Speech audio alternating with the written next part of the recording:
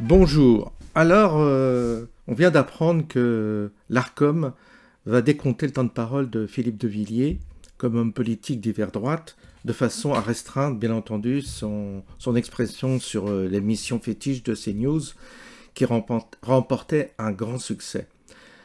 On va écouter Gilbert Collard qui relève cet élément-là. Moi, je vous dis, on est un pays en voie de soviétisation.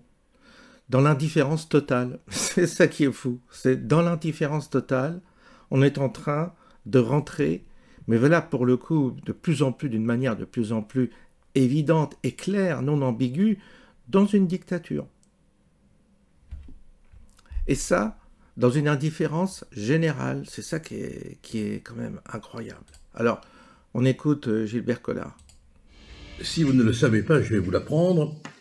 L'Arcom a pris la décision démocratique, bien sûr, de classer Philippe de Villiers en tant que personnalité politique, ce qui entraîne un décompte de son temps de parole sur CNews.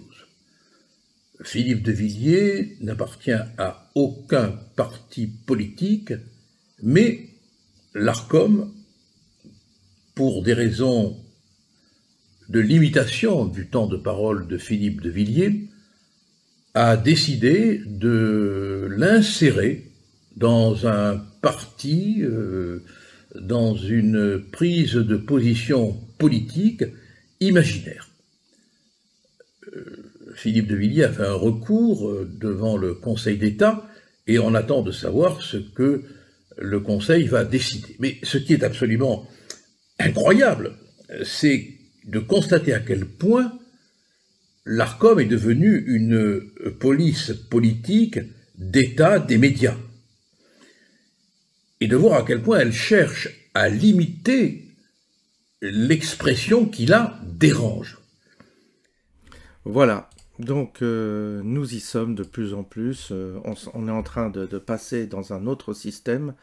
Et c'est vrai que la parole de Philippe de Villiers dérange. Elle dérange parce qu'il y va fort parfois, il révèle des éléments qui sont très pertinents dans la contestation du système actuel du pouvoir de l'Europe.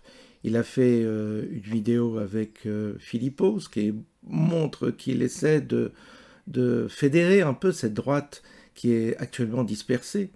J'ai bien vu qu'il essayait un peu de ménager tous les courants de droite pour essayer d'être fédérateur de cette droite. Alors, sa tentative, je ne sais pas si elle aboutira, et puis de toute façon, est-ce qu'il se présentera? Non, je ne pense pas.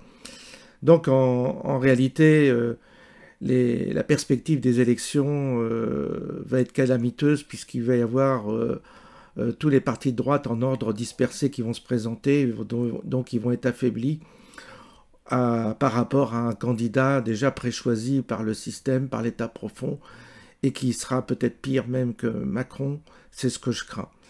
Donc, on continue à observer les choses, puisqu'on ne peut pas agir dessus. C'est devenu très compliqué quand vous voyez des gens de pouvoir, des gens qui ont un certain pouvoir comme De Villiers, eux-mêmes qui sont bâillonnés. Pensez bien que nous, à notre dimension, on peut pas faire grand-chose, évidemment. Alors, c'est comme ça.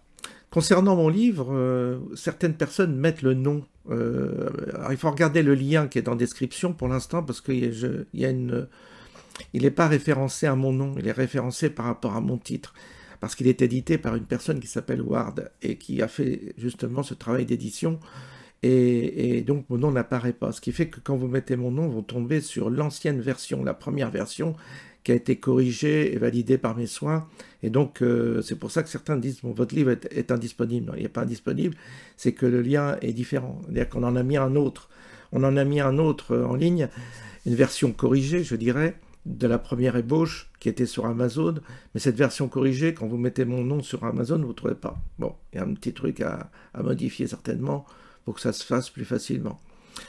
Je vous souhaite en tous les cas un bon samedi. Aujourd'hui, il fait très très chaud et je vous dis à bientôt.